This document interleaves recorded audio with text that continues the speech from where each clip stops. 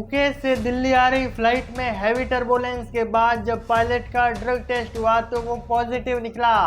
असल में कहानी की शुरुआत 4 अगस्त को होती है जब फुकेत से दिल्ली के लिए एयर इंडिया की एक फ़्लाइट रवाना होती है।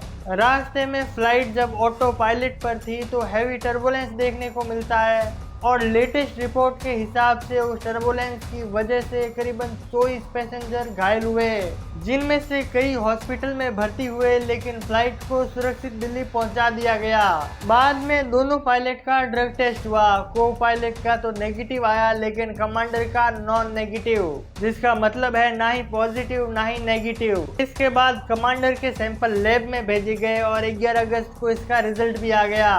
कन्फेंट्री टेस्ट मैरिजुआना के लिए पॉजिटिव आया है। वहीं दोनों पायलट फ्लाइंग रोस्टर से बाहर हैं, जिसके बाद सिविल एविएशन मिनिस्ट्री ने एयर इंडिया के सीईओ को बुलाया।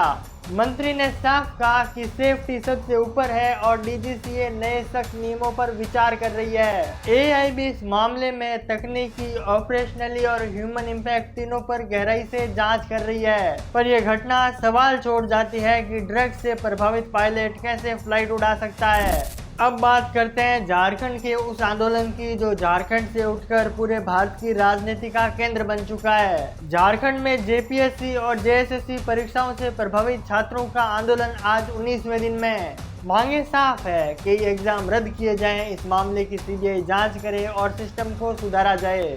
10 अगस्त को स्टूडेंट ने विधानसभा के घेराव के लिए मार्च निकाला, जिस पर पुलिस ने लाठीचार्ज, वाटर कैनन और आंसू गैस का यूज किया, जिससे कई विद्यार्थी घायल हुए और अस्पताल में भर्ती भी है।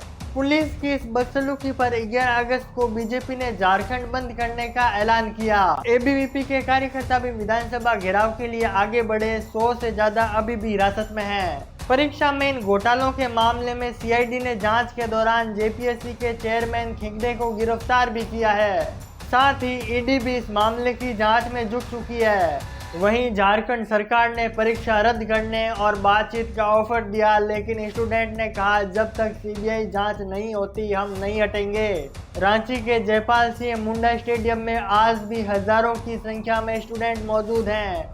वहीं छात्रों की कोर कमेटी मीटिंग करके आगे की रणनीति भी तय करने वाली है। वहीं कांग्रेस, जिसकी सरकार झारखंड में गठबंधन से है, उसके नेता राहुल गांधी ने पुलिस की कार्रवाई की निंदा की, जिस पर बीजेपी ने प्रहार करते हुए कहा कि कांग्रेस अपना समर्थन वापस ले ले। विद्यार्थियों की मांगें और इस मुद्दे की गूंज हमारे वीडियो से लेकर संसद तक फैली हुई है। इसी बीच एक और राष्ट्रीय मुद्दा सुर्खियों में रहा। राष्ट्रपति द्रौपदी मुर्मू ने 11 अगस्त को वंदे मातरम बिल पर हस्ताक्षर कर दिया। अब वंदे मातरम को वही दर्जा मिलेगा जो जनगण मन को मिलता है। अब से जानबूझकर वंदे मातरम को गाने से रोकना या फिर गड़बड़ी करना कानूनी अपराध है और सजा 3 साल की जेल, जुर्माना या फिर दोनों।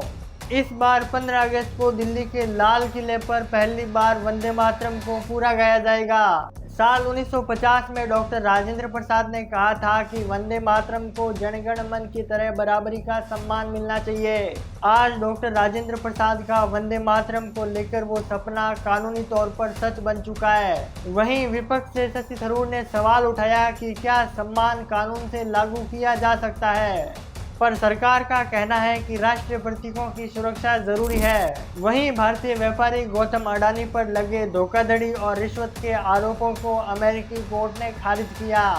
वहीं अडानी ग्रुप पर आरोप था कि उन्होंने सोलर प्रोजेक्ट के लिए रिश्वत दी और इन्वेस्टरों को गुमराह भी किया, लेकिन कोर्ट ने इस मामले को खारिज किया और अब ये केस दोबारा नहीं चलेगा। इस पर गौतम अडानी का बयान आया, जिसमें उन्होंने कहा कि सच और कानून पर भरोसा कायम रहा। कोर्ट के इस फैसले के बाद अडानी ग्रुप के शेयरों में एक भारी उछाल देखने को मिला। वहीं मानसून सत्र का आज 18वां दिन है। दोनों सदन बार बार स्थगित हो रहे हैं। विपक्ष का कहना है कि उन्हें स्टूडेंट्स पर हुई बर्बरता पर अमित शाह का बयान चाहिए। दरअसल विपक्ष बीजेपी प्रोटेस्ट के दौरान पुलिस के द्वारा किए गए लाठीचार्ज पर अमित शाह का बयान चाहता है। सत्ता पक्ष का कहना कि वो चर्चा के लिए तैयार है, लेकिन स्थिति अभी स्पष्ट हुई नहीं है। वहीं रिपोर्ट्स आ रही है कि FCR bill joint parliamentary committee में भेजने पर विचार चल रहा है। साथ ही जस्टिस यशवंत वर्मा की रिपोर्ट आज लोकसभा की टेबल पर होने वाली है। झारखंड के स्टूडेंट्स का मुद्दा भी संसद में पहुंच चुका है। आज या कल में कोई बड़ा बयान आने की उम्मीद। अब बात करते हैं कुछ क्विक अपडेट पर। तमिलनाडु विधानसभा में नीट खत्म करने का प्रस्ताव पारित, केंद्र और राज्य के बीच टकराव फिर से शुरू। भारत ने चीन के अरुणाचली दावों को खारिज किया। असम और अरुणाचल की सीमा पर गोलीबारी हुई जिससे 11-12 लोग घायल हुए। हिमाचल प्रदेश में भारी बारिश जिससे तकरीबन 157 लोगों की मौत और 200 से ज्यादा सड़कें बंद। वहीं शेयर बाजार में गिरावट, सेंसेक्स तकरीबन 400 पॉइंट नीचे, गोल्ड अपनी 3 महीनों की हाईएस्ट पर। FSSAI ने पान मसाला की प्लास्टिक फॉइल पैकिंग पर पाबंदी लगाई। सौरव गांगुली और उनकी पत्नी को धमकी भरे खत मिले, पुलिस जांच में जुट चुकी है। आज यानी 12 अगस्त को विश्व भर में सूर्य ग्रहण है, लेकिन भारत में सूर्य ग्रहण नहीं दिखेगा और भारत में सूतक भी लागू नहीं हुआ है। आज के लिए बस इतना ही। समझदारी से सोचिए, सवाल पूछिए, फर्क नजर आएगा।